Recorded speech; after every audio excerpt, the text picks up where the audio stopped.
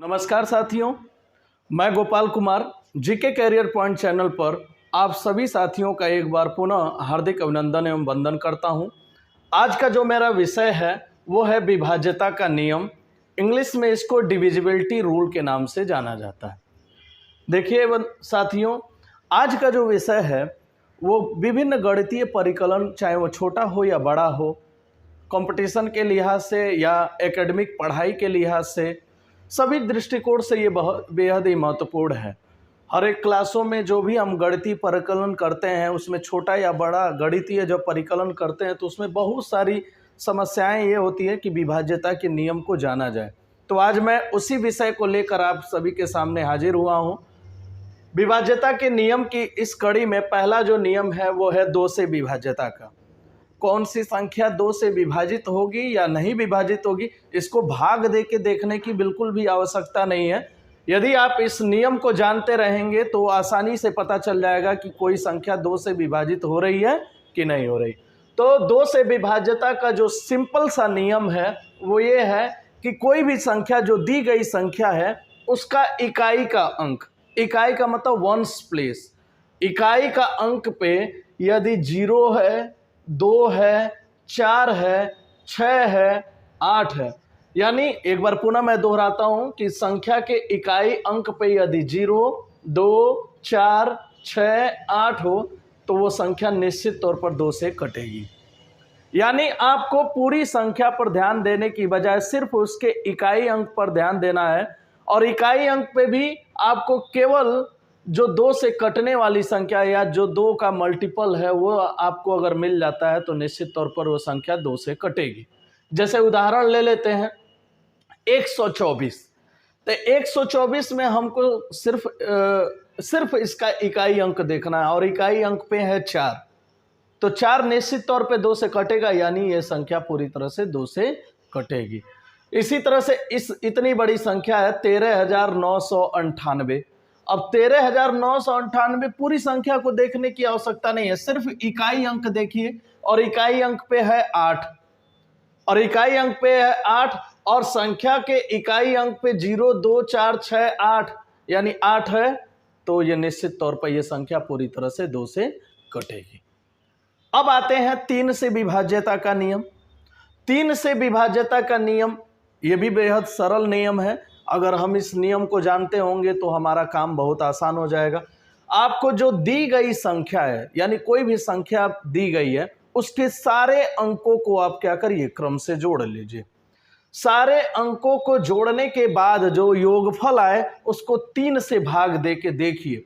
अगर वो योगफल 3 से कट जाता है तो पूरी संख्या 3 से कटेगी, अन्यथा की स्थिति में वो 3 से विभाजित नहीं होगा। तो नियम है, मैंने ये कोष्टक में इसको लगा के रखा भी है कि दी गई संख्या के अंकों का योग डिवाइडेड बाय 3, यानी दी गई संख्या के अंकों का योग 3 से कट जाता है तो निश्चित तौर पर यह संख्या 3 से कटेगी। उदाहरण से समझते हैं, जैसे 123 है, आप 3 से भाग देने का जोखिम क्यों उठाएंगे? खैर ये तो सरल एग्जाम्पल है, लेकिन ये समस्या और ये नियम जो है उस समस्या को सुलझाने में वहाँ बहुत आनंद देगा जहाँ पर ये जो भाग देने वाली संख्या है वही बड़ी है।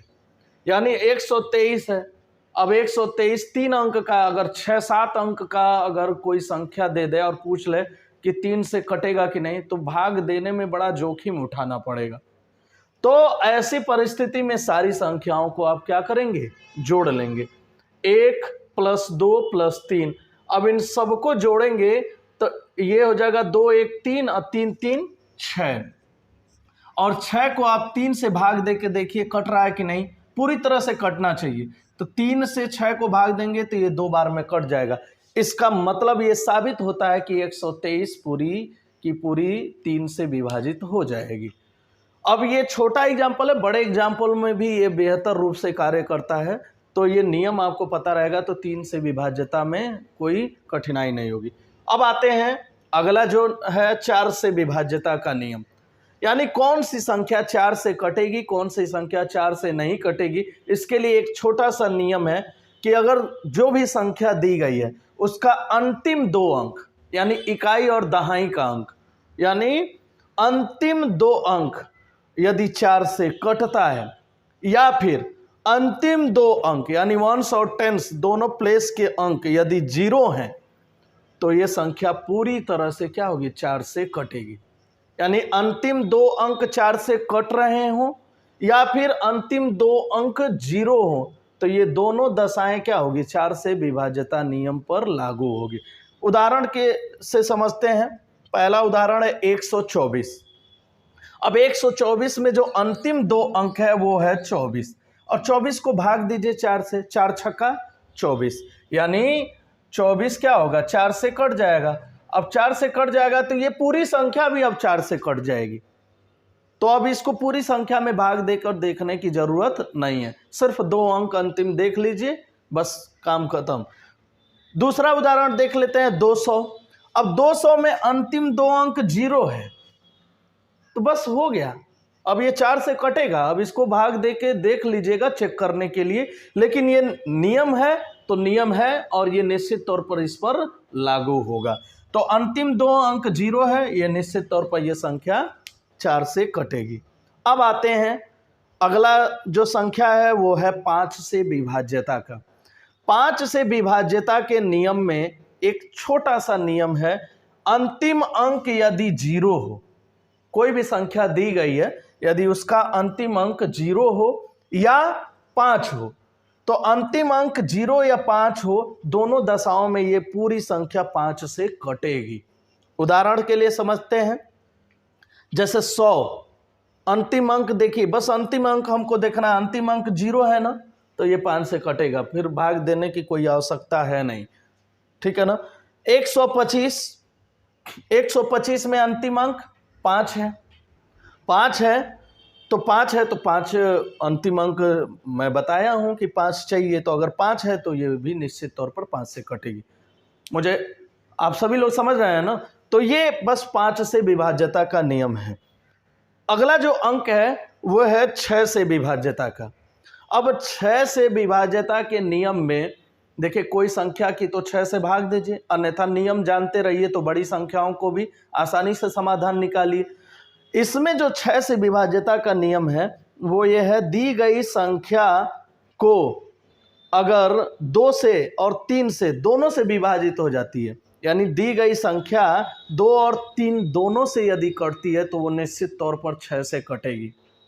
अब 2 से विभाज्यता का नियम हम बताए ही हैं और 3 से भी विभाज्यता का नियम बताएं, यानी कोई संख्या 6 से उसी शर्त पर कटेगी यदि वह संख्या 2 से भी कट रही हो और 3 से भी कट रही हो।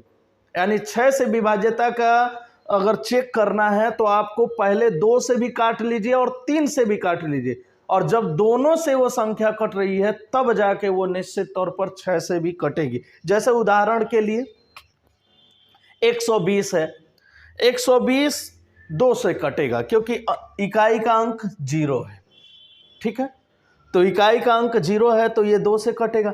अब इसी संख्या को 3 से भी चेक कर लेते हैं, तो 3 से जब चेक करेंगे तो देखिए 3 से विभाज्यता का नियम ये कहता है कि सभी संख्याओं को जोड़ लीजिए, तो सभी संख्याओं में 2 और 1 और 0 मिला के कितना हो जाएगा, 3 होगा, तो 3 होगा जो कि 3 से कट जाएगा। यानी 120 जो है वो 2 से भी कट रहा है और 3 से भी कट रहा है। अब जब 2 और 3 दोनों से कट रहा है तो इसीलिए 6 से भी कटेगा।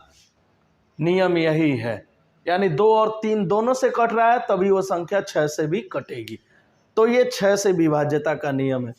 अब आते हैं 7 से विभाज्यता। ये थोड़ा क्लिष्ट होता है और 7 से विभाज्यता का नियम जनरली किताबों में नहीं मिलता है, लेकिन हम लोगों ने इसको थोड़ा सा मेहनत करके विभिन्न किताबों की मदद लेके इस नियम को एक ऑथेंटिक तरीके से आपके सामने रखने का प्रयास किया है।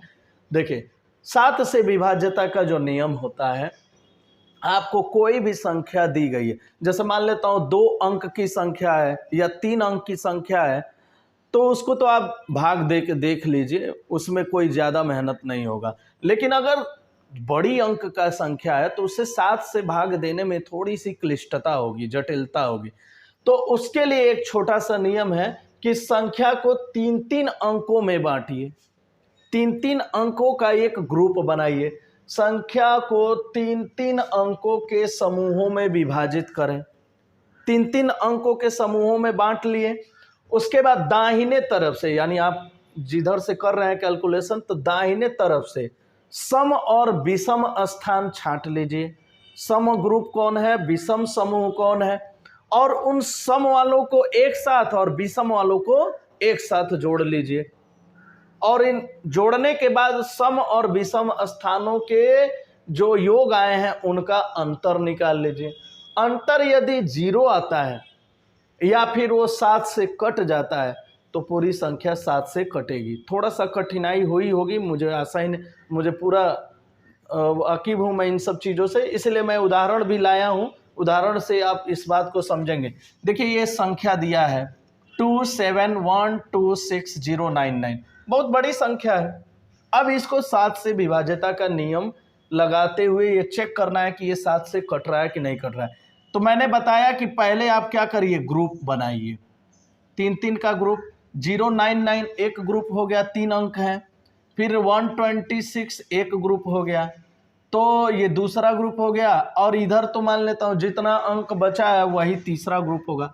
तो ये पहला समूह हो गया, ये दूसरा समूह हो गया, और ये हो गया तीसरा समूह।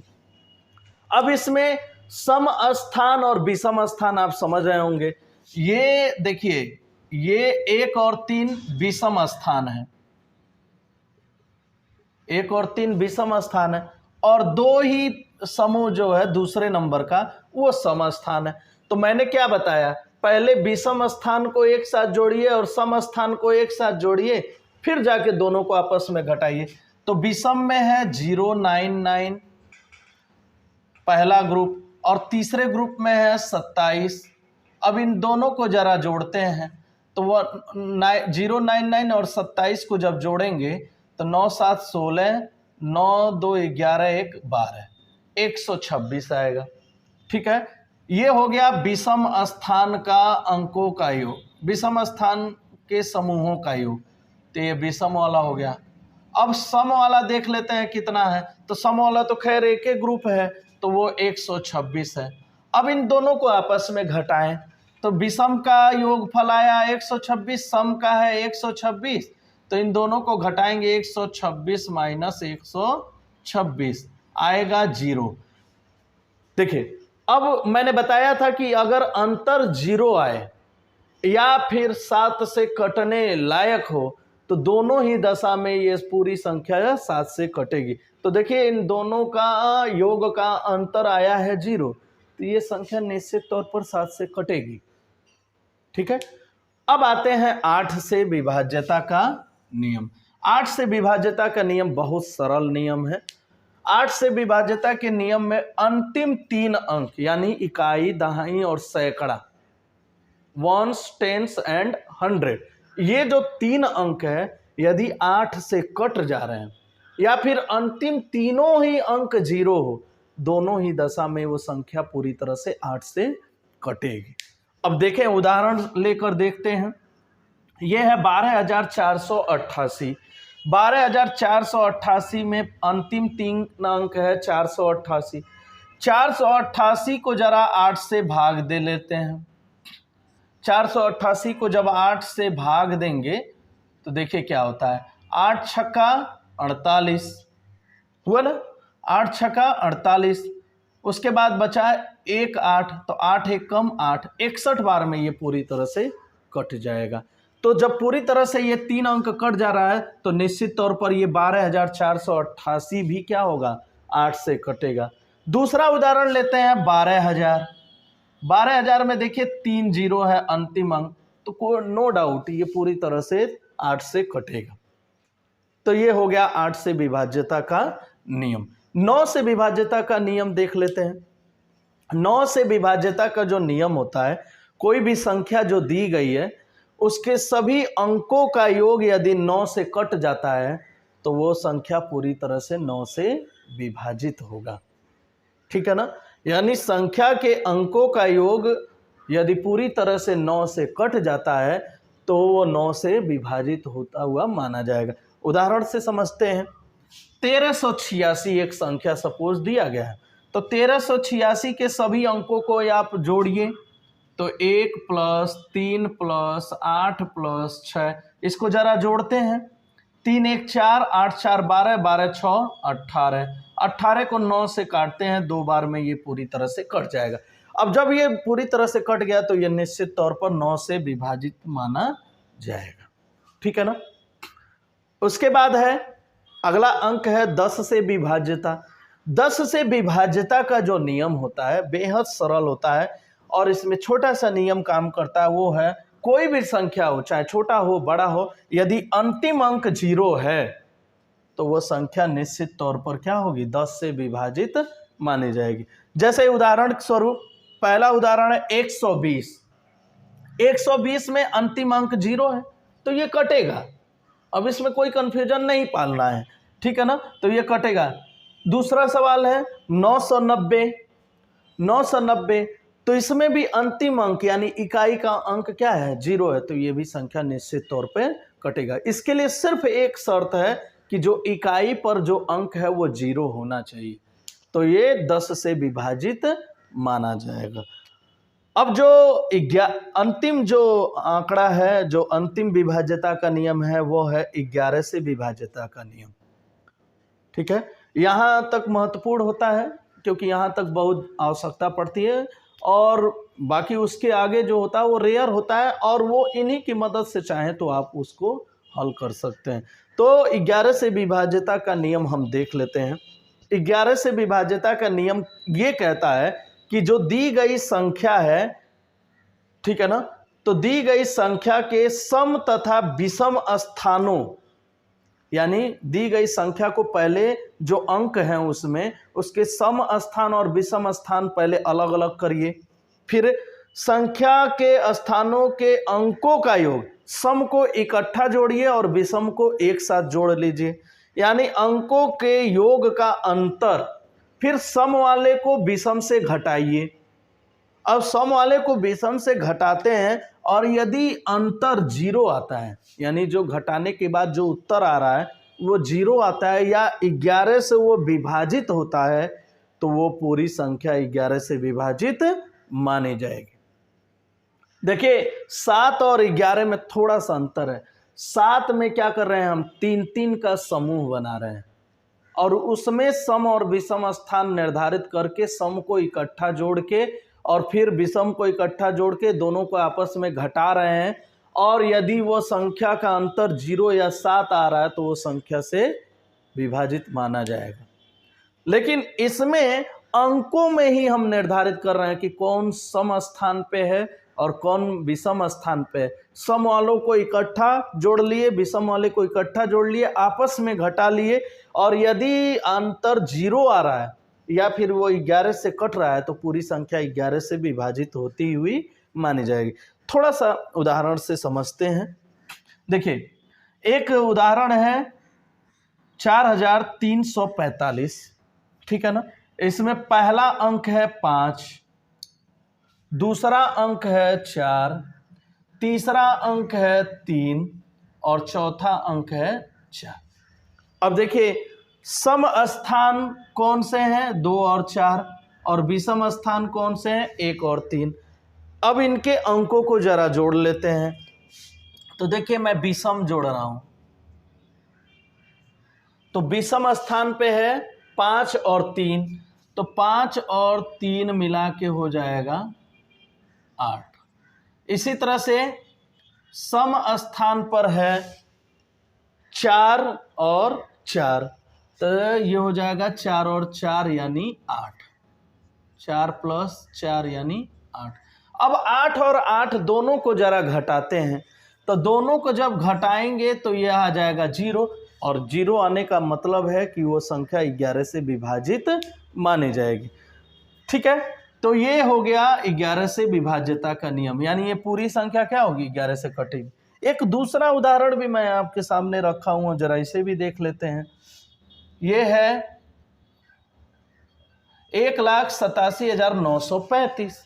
1,87,935 बड़ी संख्या है, हमको संख्या पर नहीं गौर करना है, सिर्फ उसके अंक निर्धारित करने हैं कि कौन सम स्थान पे कौन विषम स्थान पे। तो दाएं से ही आरंभ करेंगे। ये है पहला स्थान, ये है दूसरा स्थान, ये है तीसरा, ये है चौथा, ये है पांचवा और ये है छठवां। अब सम स्थान विषम स्थान छांट लीजिए। ये है 1, 3 और 5 ये विषम स्थान है और 2, 4, 6 जो है वो सम स्थान। अब उनके अंकों को जरा जोड़ लेते हैं। तो विषम वाले को जरा जोड़ते हैं। विषम वाले में देखिए कौन कौन सा है, 5, 9 और 8। तो 9, 5, 14, 14, 8, 22। तो विषम स्थान पर जो अंक हैं वो हो रहे हैं 22 जोड़ने पर। अब सम स्थान वाला जोड़ते हैं, यानी 2, 4 और 6। तो 7, 3, 10 और 11। तो सम स्थान वाला है जोड़ने पर 11। अब 22 में से 11 घटाते हैं। तो 22 में से जब 11 घटाएंगे तो ये बचेगा आपका 11।